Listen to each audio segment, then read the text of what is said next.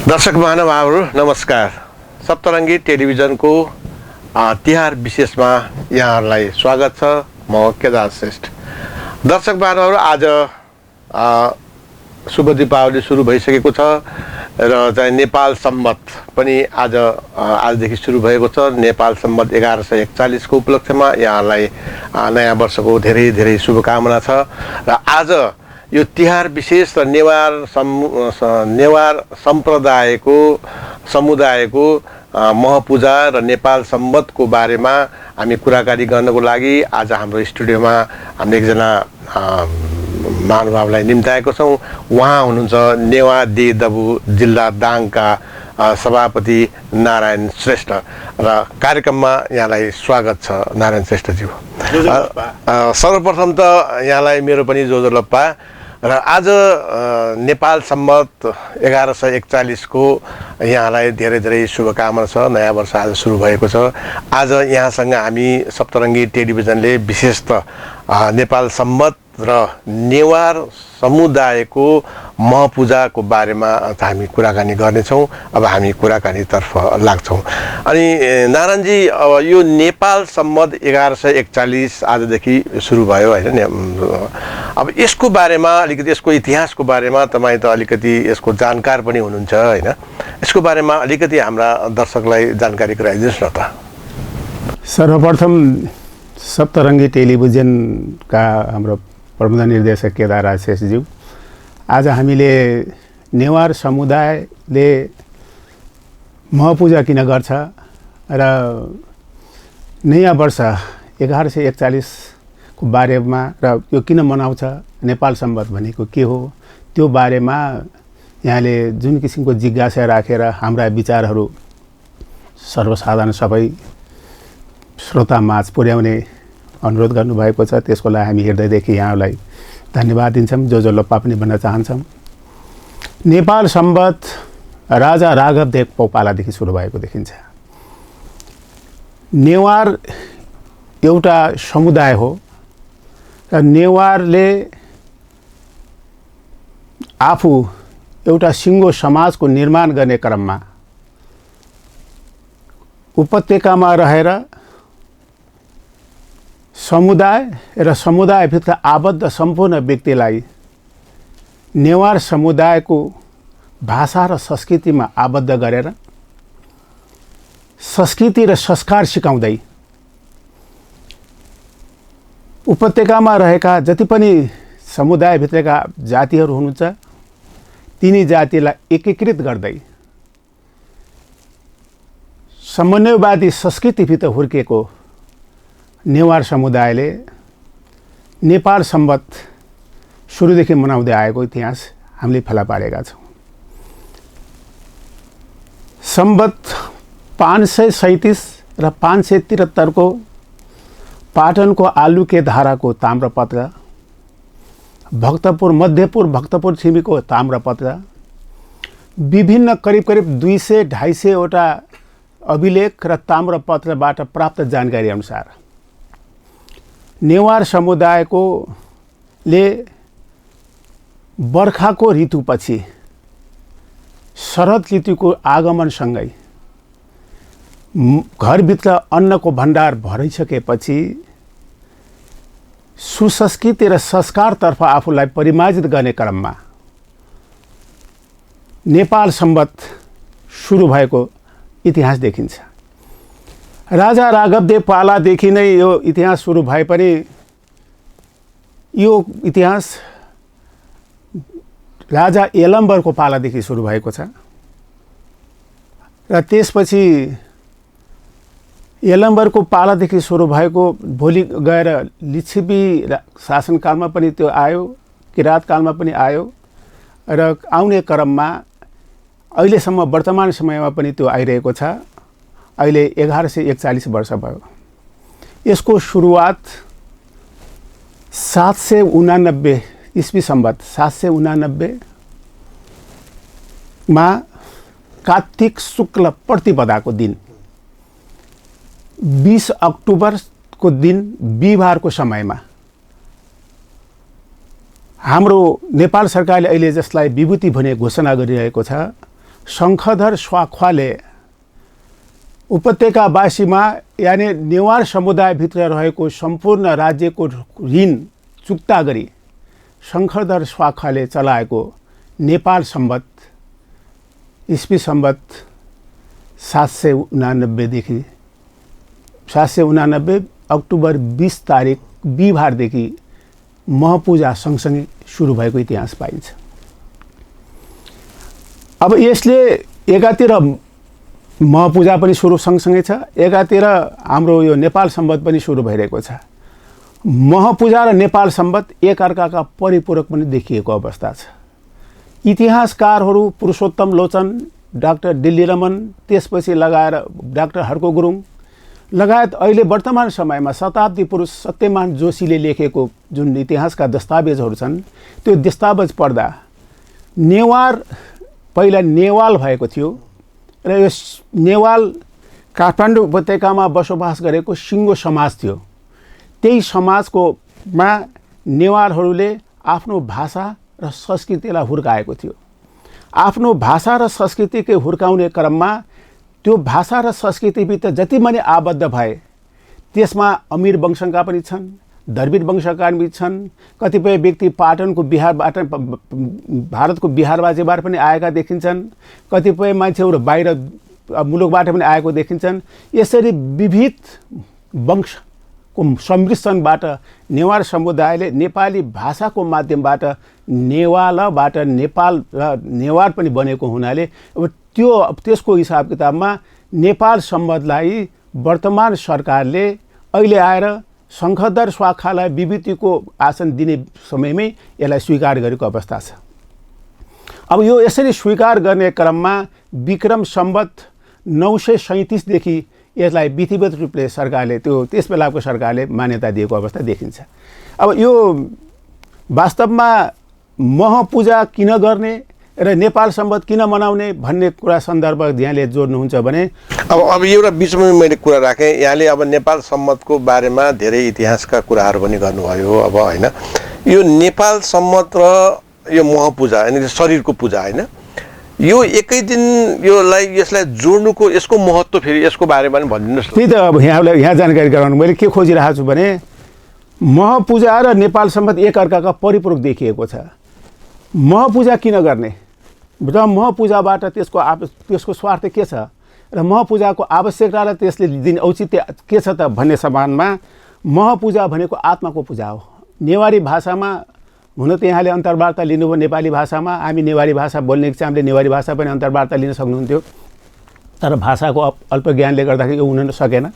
तर एउटा मह भनेको शरीर हो, महपूजा भनेको शरीरको पूजा, आत्माको पूजा।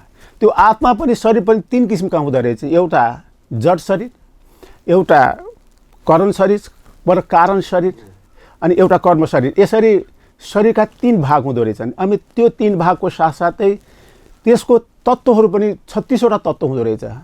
त्यसलाई चतुर्विश भनेर, जहाँ चतुर्विश भनेको 24, त्यसपछि सप्त तत्त्व, त्यसपछि पञ्चतत्त्व, पञ्चमहाभूत पनि भन्छौँ हामीले, पञ्चतत्त्व मिलाएर यसरी 36 तत्त्वको सम्मिश्रण शरीर हुँदो रहेछ। अनि त्यो शरीर जबसम्म त्यो शरीरभित्रको जुन शक्ति हो, आत्मशक्ति हो, त्यो शक्ति कर्मेन्द्रिय मार्फत, शारीरिक बनोटमा बनेको कर्मेन्द्रिय मार्फत बाहिर आउन सक्दैन, तबसम्म शरीरले कुनै पनि किसिमको कुराहरू आवाज ल्याउन सक्दैन भन्ने मानसिकतामा बर्खापछि हिलो माटो धुलोमा यसरी आफूलाई समर्पित गरेर परिसरमा गरिसकेपछि जब बर्खापछि शरद ऋतुको सुरुवात हुन्छ, कार्तिकको महिनामा शरद ऋतु सुरुवात भइसकेपछि नेवार समुदाय आफै पनि कला र संस्कृतिको धनी भएकोले कला कौशल र संस्कृतिको जगेर्ना गर्ने क्रममा यो संस्कृतिलाई पनि जगेर्ना गरेको देखिन्छ। र यसले के देखाउँछ भने महपूजाको मार्फत थाकेको शरीरलाई स्फूर्ति जगाउन। यो कुरा कहाँनिर गएर जोडिन्छ भने वहाँ योभन्दा अगाडि हामीले जुन जनै पुण्य मनायौँ, जसलाई क्वाती पुण्य पनि भनिन्छ, क्वाती पुण्यदेखि यो सिलसिला सुरु हुन्छ। क्वाती पुण्यमा शरीर कमजोर शरीरलाई अलिकति तागत र प्रोटिनयुक्त खाना दिएर अलिकति तयार गरिसकेपछि दशहराको समयमा आफूलाई मनोरञ्जनात्मक तवरले आफूलाई समर्पण गरी अनि भाइ र बहिनी बीचको श्रद्धा पनि जगाउने, त्यसपछि आफ्नो आत्मा पनि पूजा गर्ने र आत्मा पूजा गर्दाखेरि आत्माको जुन तत्त्व हो त्यो तत्त्वभित्र रहेको जुन ज्ञान हो त्यो ज्ञानलाई पनि बाहिर ल्याउने क्रममा महपूजा गरेको इतिहास हामीले फेला पारेको छौँ। अब महपूजा पनि त्यही सँगसँगै सुरु भएको इतिहास छ। यो भने त अब यसलाई हामीले इतिहासकार अब डिल्ली रमनजीले र डाक्टर हर्क गुरुङले के पनि भन्नुभएको छ भने नेवाल सिङ्गो राष्ट्र हो, नेवालबाट नै नेपाल बनेको, नेपालको नेवालले गरेको संस्कृति र संस्कार नै नेपालको संस्कृति र संस्कार हो भनेर डिल्ली रमन रेग्मीले, त्यसपछि डाक्टर हर्क गुरुङले, डाक्टर पुरुषोत्तम लोचन, इतिहासकार पुरुषोत्तम लोचनले, अहिले आएर शताब्दी पुरुष हाम्रो सत्यमोहन जोशीले पनि यही कुरालाई स्वीकार गरेको इतिहास छ। यसलाई इतिहास हेर्ने हो भनेपछि जबसम्म तपाईँ हाम्रोको शारीरिक बनोट चुस्त दुरुस्त र सक्षम बन्न सक्दैन तबसम्म आत्माले अर्को कमिन देहलाई कुनै पनि कर्म गर्नलाई त्यसले प्रोत्साहन गर्न अवस्था सिर्जना हुन सक्दैन भन्ने हिसाबले आत्मपूजाको लागि त्यो महपूजा गरिन्छ। र महपूजा गर्दा मण्डप पनि बनाउने चलन छ हाम्रो नेवार समुदायमा। मण्डप किन गराइन्छ हेर्नुहोस्, मण्डप गोलाकारमा हुन्छ र गोलाकारभित्र 12वटा कोण हुन्छ। 12वटा कोणमध्ये 6वटा कोण पनि बिचमा 6वटा कोण पनि राखिन्छ। त्यो किन राखिएको भने 6 ऋतु 12 महिना वर्ष दिनभित्र हुने 6 ऋतु र 12 महिनाभित्रको अब त्यो शरद ऋतु कार्तिक शुक्ल प्रतिपदा शरद ऋतुलाई किन उत्तम समय, न यसमा जाडो हुने न गर्मी हुने, त्यसपछि शरीरलाई फुर्ती र बनावट पनि राम्रोसित आउने भएको कारणले अब त्यो मण्डप तयार गरेर मण्डपलाई साँची राखी, यो वर्षकलाई साँची राखी, त्यो साँची राखेर आफ्नो आत्माको पूजा गर्ने। र आत्माको पूजा गर्दाखेरि पनि के देख्नु भएको छ, के देखिन्छ भने आत्मामा समान दायित्व निर्वाह गरेको छ। सबभन्दा पहिले जेठो, माइलो, काइलो, राइलो, ठाइलो यसरी कर्मबद्ध हिसाबले सबैले एकले अर्कालाई आफ्नो पूजा आफैले गर्ने एउटा परम्पराको थालनी भएको देखिन्छ। र त्यसले किन त्यो गराएको भनेपछि सबै समान छन्, सबैमा एकताको भाव छ, सबैले आफूलाई शक्ति प्रदाय गरेर अनि आफ्ना विचारहरू प्रदर्शन गर्न पाउनुपर्छ, आफ्ना धाराहरूमा राख्नु पाउनुपर्छ भन्ने मान्यताले अब यो महपूजालाई सुरु गरेको देखिन्छ। संयोग कस्तो परेको छ भने जुन दिन महपूजा हुनेछ नि त्यही दिन महपूजाकै दिन त्योभन्दा के अघिल्लो समयमा राजा हाम्रो जुन विभूति छन् शङ्खधर स्वाखाले उपत्यकावासीमा लागेको सम्पूर्ण राज्य कोषको ढुकुटी धन फिर्ता गरेर अनि उनले फिर्ता गरेको अघिल्लो भोलिपल्ट नै यो ठ्याक्क त्यो समय पर्न गएको कारणले महपूजादेखि नै अनि नेपाल सम्बत पनि सुरु गर्ने भन्ने हिसाबले यसरी महपूजाको महिमा र नेपाल समुदाय महिमालाई एक अर्कासँग परिपूरक भएको इतिहासमा देखिन्छ। अब यहाँले शङ्खधर शाखा विभूतिको रूपमा पनि अब नेपाल सरकारले अहिले मान्यता दिइसकेको कुरा पनि गर्नुभयो होइन। अब यो 1141 आउँदा पनि अहिलेसम्म यो नेपाल सम्बतको जो एउटा यो क्यालेन्डरहरू छ यसलाई सरकारले चाहिँ आफ्नो सरकारी कामकाजमा नलगाउनुको कारण के होला? र अर्को कुरा के छ भने अब कतिपय नेवार समुदायहरू जस्तो काठमाडौँदेखि भक्तपुरदेखि बाहिर आफ्नो व्यापार बिजनेस आफ्नो चाहिँ नोकरीहरू गर्ने सिलसिलामा बाहिर आएर उहाँहरू बसिरहनु भएको अवस्था छ। अहिले कतिपय ठाउँमा देशैभरि चाहिँ अहिले नेवार समुदायहरू छरेर रहनु भएको छ र उहाँहरूको जो आफ्नो मौलिक संस्कृति त उहाँ अहिले त नेवार समुदायहरूले धेरै छोड्दै गएको अवस्था छ नि त काठमाडौँदेखि बाहिर। यसलाई यहाँले कसरी हेरिराख्नु भएको छ? अब यो कुरा तपाईँले सोधेको कुराहरूलाई अब पहिलो कुरा त सरकारको कुराकानी गर्नुहुन्छ। सरकारलाई हामीले विगत वर्षदेखि नै सरकारी कामकाजमा नेपाल सम्बन्धलाई पनि समावेश गर्नुपर्छ अनि केवल अरू गर्न नसके पनि केवल सरकारी कामकाजमा प्रयोग हुने लेटर प्याडमा पनि नेपाल सम्बन्ध लेखियोस् भनेर हामीले प्रशस्त रूपले नेपाल सरकारप्रति अनुरोध पनि बिसाइसकेको अवस्था छ र नेपाल सरकारले बिस्तारै स्वीकार गरेको अवस्था छ। अहिले पनि तपाईँलाई भर्खरैको कथा सुन्नुहुन्छ भने कतिपय नेवारहरूले 2 गते भाइटिका मान्ने अवस्था सिर्जना भएको कारणले पनि नेवारको अस्तित्वलाई स्वीकार गरेर नेपाल सरकारले 2 गतेलाई पनि सार्वजनिक बिदा घोषणा गरेको अवस्था छ। सरकारलाई हामीले घचघच्याउने कुराहरू भइरहेको अवस्था छ तर सरकार यसमा किन पछि परिरहेको छ भन्न खोज्नुपर्दा यसको इतिहास पनि जोड्नुपर्ने अवस्था आउँछ। अब इतिहास कसरी जोड्नुपर्छ भन्नुहुन्छ भने सूर्यवंशीको पालामा सुपुष्पदेव भन्ने राजाले हो कि न नेवार समुदायलाई जसले शुद्ध कर्म र आचरण र ज्ञान दिन्छ त्यसलाई ब्राह्मण, जसले सरकारको ढुकुटी र सरकारको संरक्षण गर्छ त्यो सुरक्षालाई त्यो क्षेत्री, अनि जसले उद्योग कल कारखाना खोल्छ त्यसलाई वैश्य र जसले सरसफाइ गर्छ त्यसलाई शूद्र। ब्राह्मण, क्षेत्री, वैश्य, शूद्र यसरी उनी पुष्पदेवले त्यो प्रचलन ल्याए। त्यो प्रचलनलाई आउँदाखेरि भोलि गएर लिच्छवी कालको अन्तिममा आउँदा लिच्छवी कालका राजाले सुखदेवले पनि त्यो कुरालाई स्वीकार गरे। स्वीकार गरिसकेपछि जयश्री मल्लको पालामा आउँदाखेरि 4 जात 36 वर्णको फुलबारी भनेर नेवार समुदायलाई विभक्त गरियो। त्यही 36 वर्णको जुन तत्त्व हो नि त्यही तत्त्वलाई समावेश गरेर 4 जात 36 वर्ण ब्राह्मण, क्षेत्री, वैश्य, शूद्र भने यसरी नेवार समुदायलाई गरियो। अनि पछि आएर काठमाडौँ उपत्यकादेखि जब माइग्रेसन हुने अवस्था सिर्जना भयो रणबहादुर शाहको पालामा देखि, जस्तो काठमाडौँमा शीतलामाई भन्छ, नेपाली अङ्ग्रेजीमा स्मल पक्ष बिफर पनि भनिन्छ नि, बिफर लागिसकेपछि कतिपय काठमाडौँबाट बाहिर निष्कासन गरे र कतिपय व्यक्ति अमिनी गौडामा कर्मचारी भएर पनि बाहिर निस्के र नेवार पनि बिस्तारै बिस्तारै क्रमशः बाहिर गएर गढी गौडामा बस्ने अवस्था सिर्जना भयो र नेवारहरू समुदायको सामान्यतया सदरमुकाम र गढी गौडामा नेवारहरूको बसोबास हुने अवस्था देखियो। र बसोबास हुने अवस्थादेखि काठमाडौँमा भएको जुन प्रचलन हो त्यो प्रचलनलाई बिस्तारै बिस्तारै बाहिर गढी गौडामा ल्याउने कुरामा 4 जात 36 वर्णको फुलबारी भनेर जयश्री मल्लले घोषणा गरेको जुन वर्गीकरण हो त्योमा गएर पछि आएर यहाँ आएर त्यो जुन आर्यवंशका मूल छन्, जस्तो आर्यवंशका मूल्य अर्को एउटा जातीय 2 किसिमको जाति छ हाम्रो नेपालमा। 2 किसिमको जातिमा एउटा जात छ एउटा जाति छ कि त्यो जातले अनि के गर्यो भने ब्राह्मण, क्षेत्री, वैश्य, शूद्र भने ब्राह्मण भनेको पूजापाठ गर्ने ब्राह्मणलाई भन्यो, अनि क्षेत्री भनेको लडाइँ झगडा गर्ने त्यसपछि भएका मान्छेलाई क्षेत्री वर्णन गर्यो, र वैश्य भनेको त्यसपछि लाएर यो व्यापार व्यवसाय गर्ने नेवार त व्यापार व्यवसायमा बसिराखेका मान्छे अनि व्यापार व्यवसाय गर्ने, र शूद्र भनेको यसरी गरिब तलका मान्छेलाई भनेको वास्तवमा त्यस्तो रहेन। चाहिँ हेर्नुहोस् त्यो के रहेछ भन्नुहुन्छ भनेपछि अहिले वास्तवमा भन्यो भने ब्राह्मण, क्षेत्री त्यसपछि लाएर त्यो दमाई, कामी जस्ता व्यक्तिहरू र उनको जात अलग, त्यसपछि लाएर गुरुङ, मगर, शेर्पा, त्यसपछि जाति थारू, नेवारहरूको अलग। अब यसमा 2 किसिमको जातिहरूको भएको कारणले अहिले आएर के देखिएको छ अवस्था सिर्जना भएको छ भनेपछि अनि त्यो जुन दमनकारी नीति हो त्यो ब्राह्मणी जुन हाम्रो क्षेत्रीय जुन परम्परा हो वास्तवमा त्यो ब्राह्मणले गर्नुपर्ने जुन परम्परा त्यो परम्पराले बाहिर जिल्लाका नेवारहरूलाई प्रभाव पारिदिएको। किनभने भर्खरै 2 जना मात्रै नेवार आए, तिनीहरूले आफ्नो व्यापार व्यवसाय वा अमिनीको हिसाबमा यहाँ आएर बसोबास गरे अनि उनी कहाँ भए त भन्दाखेरि नयाँको संस्कारमा गएर फेरि ढल्न बाध्य हुनुभयो। त्यसले गर्दा नेवारहरूको जुन संस्कृति र संस्कार हो त्यो बिस्तारै कमजोर हुँदै गयो। तर एउटा कुरा यहाँ के जानकारी गराउँछ भने कमजोर भएको मात्र हो, लुकेको पक्का होइन फेरि। किनभनेपछि उनीहरू आफै पनि नेवार समुदाय अहिले बिस्तारै बिस्तारै नेवार देदुप र अरू विभिन्न सङ्घका निकायको माध्यमबाट नेवारहरू एकत्रित भइरहेको अवस्था छ।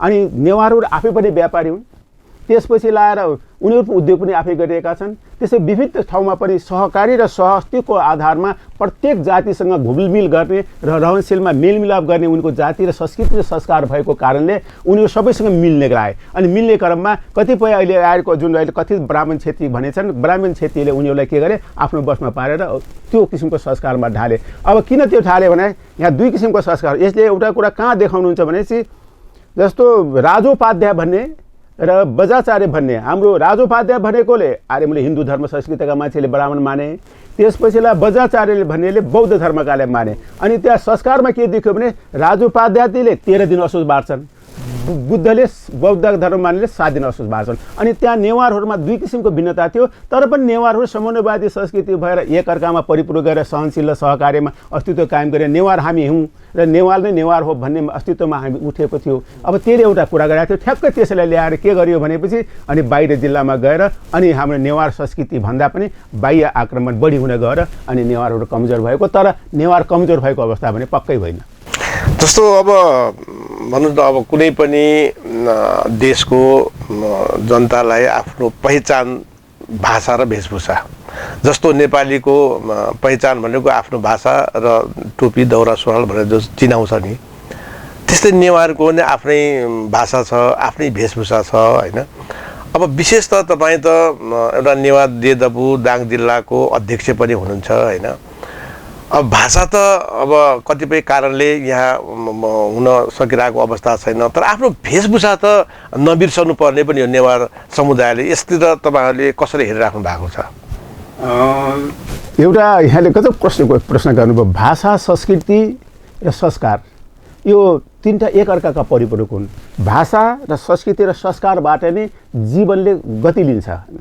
अब नेवार भएर नेवारको आफ्नै भाषा र संस्कृतिमा आफू हामी कमजोर हुनु हाम्रो आफ्नो किसिमको बाहिर जिल्लामा कमजोरीपन भयो। किनभने अघि नै मैले भने अब अन्य जातिले नेवार जातिलाई सहनशील गर्ने नेवारको बानीलाई प्रयोग गरेर केही भाषामा गरे भाषा उनले बिर्सिँदै गए र भाषामा पनि लोप हुँदै गयो। र अहिले आएर यो समयमा अहिले पछिल्लो समयमा आएर नयाँ जेनेरेसनले भाषा सिक्ने र त्यसपछि हाकु पठासी भन्छ हाम्रो नेवारी भाषामा लगाउने हाम्रो लेस कोट दौरा सुरुवाल कोट टोपी लगाउने हाम्रो किसिमको हाम्रो वेशभूषा हो। अब त्यो वेशभूषालाई पनि क्रमशः अहिले आएर केही समय यतातिर त्यसलाई बढी महत्त्वका साथ नेवारहरूले आफ्नो पर्व त्यसपछि आफ्नो कार्यक्रम त्यसपछि लाएर त्यो जुन जो नेपाल सम्बन्धको जस्तो कार्यक्रम हो र कुनै एउटा फङ्सनमा भयो त्यसलाई अहिले प्रदर्शन गर्ने हामीले अहिले प्रचलनमा ल्याइसकेका छौँ।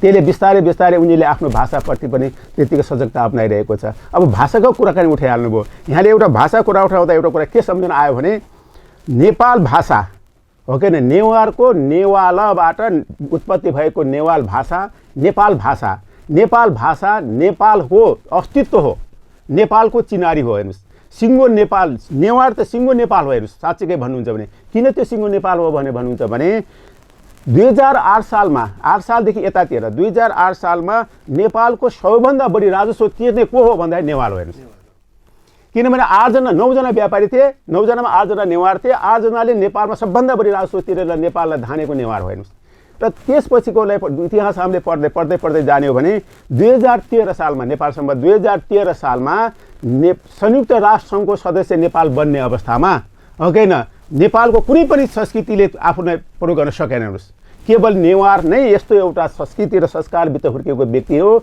नेवारको भाषा नै यस्तो नेपाल भाषा हो जुन भाषाले नेपाल संयुक्त राष्ट्रसङ्घको सदस्य बन्न सक्यो।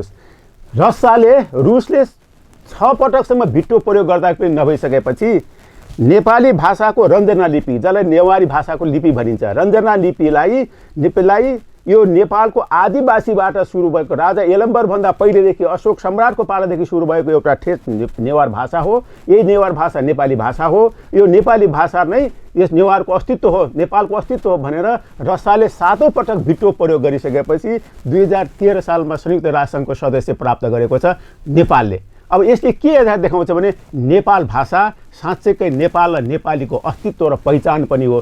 त्यसबाट त्यसलाई हेर्ने हो भने नेवार सिङ्गो राष्ट्र पनि हो। हेर्नुहोस् हुन त अहिले आएर नेवारलाई जात धर्म र संस्कृतिमा बढी गर्न खोजिएको छ, विविध कारणले गर्दा त्यो हुन पनि गरिसकेको छ। तर नेवार भनेको सिङ्गो राष्ट्र हो। डाक्टर हर्क गुरुङले त के भन्नुभएको छ भनेपछि नेवार सम्पूर्णमा एकता भएको सिङ्गो नेपाल राष्ट्र हो भने डाक्टर हर्क गुरुङले समेत स्वीकार्नु भएको छ। त्यति मात्र होइन डाक्टर पुरुषोत्तम दचलले पनि स्वीकार्नु भएको छ, डाक्टर दिल्लीरमन रेग्मीले पनि स्वीकार्नु भएको छ। त्यति मात्र होइन अहिलेको शताब्दी पुरुष भन्ने हामीले चिनेको सत्यमोहन जोशीले पनि स्वीकार्नु भएको छ। इतिहासकारको लेखलाई हेर्ने हो भनेपछि त नेवार त सिङ्गो नेपाल रहेछ। त्यसैले नेपालको भाषा नेवारको संस्कृति र नेवारको जुन कर्म हो त्यो नै नेपालको एउटा अस्तित्व हो भने हामीले पहिचान गर्न सक्छौँ। अब कुरा उठ्दै गयो तपाईँलाई एउटा अर्को कुरा पनि जानकारी गराइहालौँ। नेवारहरूले भाषा र संस्कृति जुन सिकेका छन् नेवारको संस्कृति र जुन संस्कार हो त्यो संस्कृति र संस्कार ढुङ हो, यो त अविश्वास पनि हो भन्ने मान्छे पनि यता कता देखिएको छ। तर इतिहासकार के भन्छन् भनेपछि नेवारको संस्कृति र संस्कार नै वर्तमान हिन्दू संस्कृति र संस्कार हो भन्छ। हेर्नु नेवारले स्थापित गरेको जुन संस्कृति हो त्यसपछि बिहान दैलो खोलेपछि गोबरको माटोले लिपेर यसरी पूजा गर्नुपर्छ अनि त्यसपछि सधैँ उज्यालोको प्रत्याभूति हुनुपर्छ, उज्यालोले संसारको सृष्टि उज्यालो हुनसक्छ भन्ने मान्यता स्थापित गरेर अनि त्यसमा के पनि भनिएको नि एउटा लालटिनले संसार उज्यालो गराउन सक्छ भन्ने एउटा मान्यताको साथ लालटिन समात्नुहोस्, त्यसलाई संरक्षण गर्नुहोस्, त्यो लालटिनले बिस्तारै बिस्तारै अगाडि बढ्दै जानु भने त्यसले संसारको भ्रमण गर्न सक्छ भन्ने मान्यताको साथ उज्यालो दीपको हिसाबमा यो हाम्रो भाषा र संस्कृतिलाई मानेको छ। साँच्चै भन्नुहुन्छ भने नेवारको संस्कृति र संस्कार नै अहिले हिन्दू धर्मको संस्कृति र संस्कार हो। हेर्नु अब जस्तो चाहिँ यहाँले नेवार समुदायको आफ्नै किसिमको कला संस्कृति छ होइन, हुन त नेपालमा धेरै जात जाति छन्, उहाँहरूको आफ्नै कला संस्कृति छ। विशेष त नेवार जातिको जस्तो पूजापाठ यतातिर चाडबाड पनि प्रशस्त मात्रामा हुने गर्दछ होइन।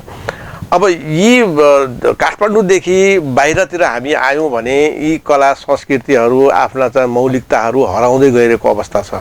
अब यसमा कहीँ यो धर्म अतिक्रमणले त यसलाई असर गरेको त होइन, यहाँले कसरी हेर्नु भएको छ यसलाई?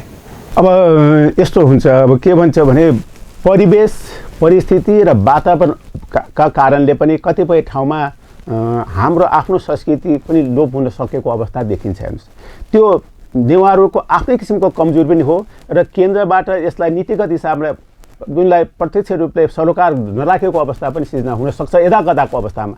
तर त्यो कुरालाई हामी अहिले स्वीकार गर्ने अवस्थामा किन छैनौँ भन्नुहुन्छ भने चाहिँ हाम्रो संस्कृतिले रचना गरेको जुनै पनि कुराहरू छन्, अर्नीको पालादेखि हेर्नुहोस्, एउटा कुरा यहाँले जाने अर्नीको पालामा देखिएको जुन कला कौशल हो त्यो उत्तरमा लासा भोरसम्म पुगेछ भने दक्षिणमा हेर्नुहोस् पाटलिपुत्रसम्म पनि त्यसको प्रचार भएको छ।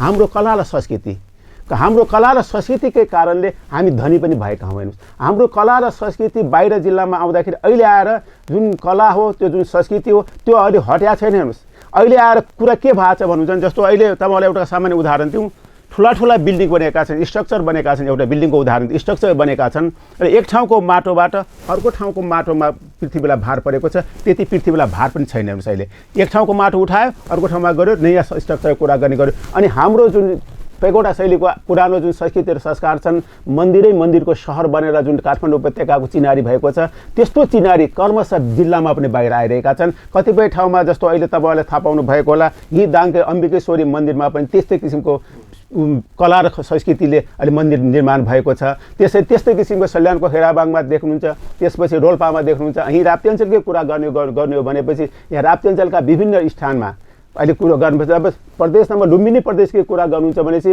इभन लुम्बिनीमा बौद्ध धर्म रहेका छन्, बुद्ध साके वंशी हाम्रो नेवारकै संस्कृतिभित्रका हुर्केका व्यक्ति हुन्। अब उनको पनि विविध किसिमका कला र संस्कृतिले त्यो पनि सजिलो भएको छ। अनि यसले गर्दाखेरि जस्तो त्यति मात्रै हुन तानसेनमा हेर्नुहोस्, त्यसपछि गुल्मीमा हेर्नुहोस्, त्यसपछि अर्घाखाँचीमा हेर्नुहोस्, त्यसपछि विविध हाम्रो लुम्बिनी प्रदेशको 12 जिल्लालाई पनि हेर्नुहुन्छ भनेपछि हाम्रो 12 जिल्लाभित्र हाम्रो नेवारी संस्कृति र कला र कौशलतालाई प्रशस्त मात्रामा प्रदर्शन गरेको अवस्था छ। तर के भनेपछि त्यसलाई बुझ्ने क्षमता, त्यसलाई जान्ने जुन उत्सुकता हो, त्यो उत्सुकताको कतै कमी भएको कारणले गर्दा त्यस्तो देखिएको मात्रै हो, अन्यथा न त त्यस्तो होइन।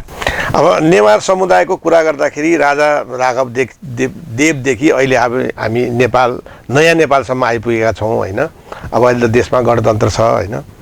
यो अवस्थामा आइपुग्दासम्म यहाँले भने जस्तो अहिले अब सरकारलाई कर तिर्ने नेवार समुदाय नै बढी देखिएको तथ्याङ्क पनि छ भन्ने कुरा पनि यहाँले गर्नुभयो होइन। तर यो राजनीतिक क्षेत्रमा अहिलेसम्म नेवार समुदाय आउन नचाहेको हो कि आफै राजनीतिक क्षेत्रमा अरू समुदायले नेवार समुदायलाई आउन नदिएको, यसबारेमा तपाईँले अलिकति यसो कुरा राखिदिनुहोस् न। यो भिन्न विषय हो। राजनीति भनेको साँच्चैकै भन्नुहुन्छ भने म पोलिटिक्स साइन्सको विद्यार्थी, राजनीतिलाई मेरो दृष्टिकोणले भन्नुहुन्छ भने यो फोहोरी खेलको उपसंज्ञा दिन्छौँ। नेवारहरू एउटा व्यक्तिवादी चरित्रभित्र हुर्केको समाज होइन। सामूहिक ठाउँमा बस्ने, समूहमा बस्ने, झुन्डमा बस्ने, प्रत्येकसँग एकअर्काको हातेमालो गरेर लैजाने र एकअर्कालाई सहिष्णु र सहकार्यको आधारमा आफूलाई प्रस्तुत गर्ने र लगनशील कर्तव्यनिष्ठ भएको कारणले राजनीतिमा पक्कै पनि उनीहरूको दिलचस्पी कमजोर भएको अवस्था देखिएको छ। अब हुन त त्यस बेलामा काठमाडौँ उपत्यकामा सम्पूर्ण कार्य गर्ने नै नेवार समुदाय थिए। नेवारभन्दा बाहिर कोही पनि थिएन। जति पनि भाषा संस्कृति सिकेका थिए सबै नेवार भएका थिए। अब त्यस बेलाको राजनीतिक परिवेशलाई हेर्ने हो र अहिलेको आएर परिवेशलाई हेर्ने भने त्यो राजनीतिक परिवेश अहिलेको राजनीतिक परिवेशमा भिन्नता देखियो। अहिले पहिलो राजनीतिमा साँच्चै भन्नुहुन्छ भने चाहिँ अब राजनीतिलाई दोष लगाउनु हुँदैन। छल कपट र विरोधापूर्ण भाषामा र विरोधापूर्ण कुराहरू बाहेक राजनीतिमा कम अरू देखिएको अवस्था छैन। हेर्नुहोस्, किनभने नेतृत्वमा हुनुपर्ने जुन गुण हो त्यो गुण अहिले राजनीतिज्ञमा पनि कमजोर भएको देखिन्छ। हेर्नुहोस्, किन कमजोर भएको देखिन्छ नि, एउटा कुरा यहाँलाई के भन्न चाहेपछि नैतिकता भन्ने जुन कुरा छ नि, अहिले नैतिकताको कुरा प्रशस्त बहसको रूपमा उठेको छ। हेर्नुहोस्, मान्छे सफा हुनसक्छ, मान्छे शुद्ध हुनसक्छ, मान्छेको विचार राम्रो हुनसक्छ, तर उसको नैतिकता कमजोर भयो भने त्यो सदैव कमजोर हुनसक्छ।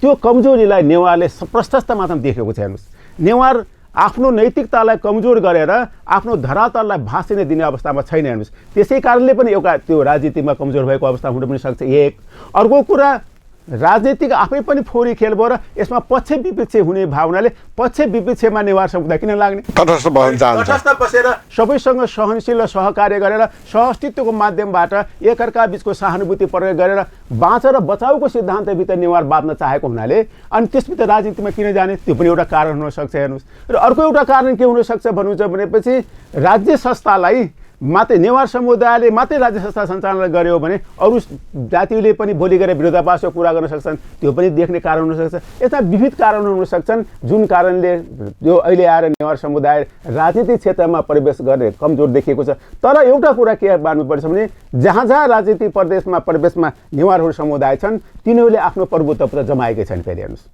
एउटा कुरा त्यो देखिएको छ, चाहे त्यो अहिले वर्तमान समयमा सङ्घीय शासन प्रणालीमा पनि नेवार समुदाय जुन जुन ठाउँमा जान्छन्, जुन जुन पार्टीमा गएछन्, उनीहरूले त्यो गएको ठाउँमा आफूलाई प्रभुत्व जमाएकै अवस्था देखिएको छ। तर पनि के हुन्छ भने उनीहरूले एउटा मात्र कुरा गर्छ भने नेवार समुदायवादी संस्कृति र सहकार्यमा हुर्किएको मान्छे हो, एकले अर्कालाई मेलमिलापसँग हुर्किएको संस्था हो। त्यसो यो सिङ्गो एउटा नेवारहरू एउटा सिङ्गो राष्ट्रको प्रतिनिधित्व समेत भइसकेको अवस्थामा अहिले आएको छुट राजनीतिमा नलाग्ने हो कि भन्ने किसिमले पनि यो कमजोर भएको अवस्था देखिन्छ। अब यो मह पूजा, शरीर पूजा र यहाँले भन्नुभयो आत्माको पूजा भन्नुभयो। अब यो मह पूजा चाहिँ अब 1 गते 30 गते गर्ने कि 1 गते गर्ने भन्नेमा असमञ्जसमा यहाँ देखिरहेको अवस्था छ। तपाईँ त नेवार देदबु दाङ जिल्लाको अध्यक्ष पनि हुनुहुन्छ होइन? अब यो कहिले 30 गते नै हो कि गत वर्ष पनि यसले अलिकति अन्यलता पनि दिएको थियो होइन? अब यो 30 गते नै मह पूजा हो कि 1 गते मह पूजा हो, यसको बारेमा अलिकति जानकारी गराइदिनुहोस् न त। अब यो प्रशस्त मात्रामा यस्तो प्रश्न उठेको थियो। आज बिहान मात्रै हामी भ्युजेलमा बसेका थियौँ र केन्द्रीय नेताहरूसँग पनि मेरो प्रशस्त मात्रा सम्पर्क भएको थियो। अब नेपाल सरकारले 2 गते किजा पूजा भनेर सार्वजनिक बिदा घोषणा गरेको अवस्था छ। अब यसले गर्दाखेरि नेवार समुदायभित्र अलिकति मतभिन्नता भएको स्पष्टै भयो। तर एउटा कुरा यहाँ के सकिन्छ भनेपछि नेवार समुदायभित्र भएको राजोपाध्यायले जुन किसिमले आफूलाई व्याख्या गरेको अवस्था छ, राजोपाध्यायले व्याख्या गरेको क्यालेन्डरमा के कुरा उल्लेख गरेको छ भनेपछि 29 गतेको दिन 1 बजेर 49 मिनटपछि औँसी सुरु हुन्छ। औँसी सुरु भइसकेपछि औँसीको सुरुवातमा अब त्यो लक्ष्मीको आराधना गरेर अनि 30 गतेको दिन बिहान 11 बजेसम्मलाई औँसी छ। त्यसपछि लाएर परेवा सुरु भइसकेका हुन्छ। हेर्नुहोस्, अनि परेवा सुरु भइसक्यो हुनाले अनि 30 गते सुरुवातको समयमा धर्मशास्त्रले के भन्छ, सुरुवातको समयमा कुनै पनि कर्महरू सुरुवातको समय गर्नुपर्छ भन्ने हिसाबले 30 गतेको दिन मह पूजा गर्ने प्रचलन छ। हेर्नुहोस्, 30 गते मह पूजा गरिसकेपछि मह पूजा राति गरिन्छ। अनि राति दीप प्रज्वलन गरेर चारैतिर दीप प्रज्वलन गरेर अब शिरको च्यापुदेखि टुप्पीसम्मको बत्ती भन्छ क्या त्यो, अनि जब बत्ती बालेर मह पूजा गरिसकेपछि त्यो मह पूजालाई बिमरा र कुचो र त्यसपछि ओखर घाजी र त्यसपछि कटुसलाई यसरी कटुस राखेर त्यसको मण्डपको आराधना गरेर पूजा गरिसकेपछि अनि त्यसपछि लाएर ठ्याक्क नेपाल सम्बत सुरु, भोलिपल्ट बिहान नेपाल सम्बत सुरु हुने भन्नाले 1 गतेको दिन बिहान 9 बजेसम्म, त्यसपछि यता एकादशी परिवा तिथि पर्यो, त्यसपछि द्वादशी लाग्ने भयो। सुरुवातको समयमा 1 गते नै सुरुवात भएको हुनाले 1 गते हामीले भाइटिका प्रयोग गर्ने, किजा पूजा गर्ने। किनभने हामीले अहिले किजा पूजाको 11 बजेर 37 मिनटमा सायद निस्केको छ। त्यो राजोपाध्यायले मात्रै निकालेको छैनन्, नेपालको नेपाली पात्रोले पनि निकालेको अवस्था छ। अनि त्यो हिसाबले 30 गते मह पूजा र 30 गतेको भोलिपल्ट अनि त्यसपछि हामीले त्यो नयाँ वर्षको पनि सुरुवात भयो सँगसँगै, अनि नयाँ वर्षको सुरुवात सँगसँगै त्यसपछि लाएर हामीले अर्को भाइटिका र किजा पूजा पनि हामीले गर्ने प्रचलन छ। अहिलेको अवस्थामा मङ्सिर 1 गते भाइपूजा र 30 गते मह पूजा गर्ने गरी भनेर हामीले डिसिजन गरेको अवस्था छ। हस् त, अब अहिले त अब कोरोना भाइरसको कारणले गर्दाखेरि यहाँहरूको अब नेपाल सम्मत 1141 पनि औपचारिक रूपमा मनाउने अवस्था पनि रहेन होला पक्कै पनि होइन? र यहाँले सप्तरङ्गी टेलिभिजनलाई समय दिएर नेपाल सम्मत र मह पूजा र नेवार समुदायको केही जानकारी दिनुभएकोमा यहाँलाई धेरै धेरै धन्यवाद छ। धन्यवाद छ यहाँलाई पनि। सप्तरङ्गी टेलिभिजनलाई प्रबन्ध निर्देशक केदार से सबै आफै आएर हाम्रो नेवार समुदाय कसरी अगाडि बढिरहेको छ, अब नेवार वास्तवमा नेवारहरू के हो र नेवारको संस्कृति र संस्कार के हो र नेवारले मह पूजा किन गर्ने र नेपाल सम्बत नेपालको लागि के हो, भन्ने विषयमा जुन जिज्ञासा राखेर श्रोता समक्ष पुर्याउने हामीलाई अवसर दिनुभयो, त्यसको लागि हामी यहाँ हृदयदेखि नै यहाँहरूलाई आभार व्यक्त गर्न सक्छौँ। र यो सप्तरङ्गी टेलिभिजनमा रहने हाम्रा अन्य सहकर्मी मित्रहरू जसले क्यामेरामा त्यसपछि लाएर आवाज सेटिङ गर्नेमा पनि सहयोग गर्नुभएको छ, उहाँलाई पनि हामी हृदयदेखि धन्यवाद दिन्छौँ। नेवा देदबु यहाँहरूको प्रगतिको चाहन्छ। नेवा देदबुले सप्तरङ्गी टेलिभिजनमा आउने प्रत्येक कार्यक्रममा नयाँ परिवेश सधैँ उद्घाटन गर्दै जाओस् र नयाँ विचार र नयाँ संस्कृति र नयाँ संस्कारलाई यद्दोपात राखेर संस्कृति र संस्कार हाम्रो जीवनको धरोहर हो। हामी यही संस्कृति र संस्कारबाट हामीले हाम्रो आदर्श चरित्र निर्माण गर्न सक्छौँ र हाम्रो समाजलाई आदर्श समाजमा रूपान्तरण गर्न सक्छौँ भन्ने मान्यताका साथ सप्तरङ्गी टेलिभिजन अगाडि बढोस्। हामी शुभ दीपावली तथा यो महपूजा र नयाँ वर्षको उपलक्ष्यमा 1141 नयाँ वर्ष उपलक्ष्यमा यहाँहरूलाई हार्दिक शुभकामना र यहाँहरू सुस्वास्थ्य र मङ्गल भएको शुभकामना व्यक्त गर्न चाहन्छु। दर्शक महानुभावहरू, भर्खरै हामीले यहाँहरू समक्ष नेवा देदबु दाङ जिल्लाका अध्यक्ष नारायण प्रसाद श्रेष्ठलाई उहाँका विचारहरू र नेपाल सम्मत र नेवार समुदायको कला संस्कृतिको बारेमा यहाँलाई उहाँ प्रस्तुत गऱ्यौँ। आजलाई यो सप्तरङ्गी टेलिभिजनको टिम यहाँसँग बिदा हुन्छ। नेपाल सम्मत 1141 र शुभ दीपावली उपलक्ष्यमा यहाँहरूलाई शुभ कामना दिँदै अहिले हामी बिदा हुन्छौँ। हेर्दै गर्नुहोला सप्तरङ्गी टेलिभिजन। नमस्कार।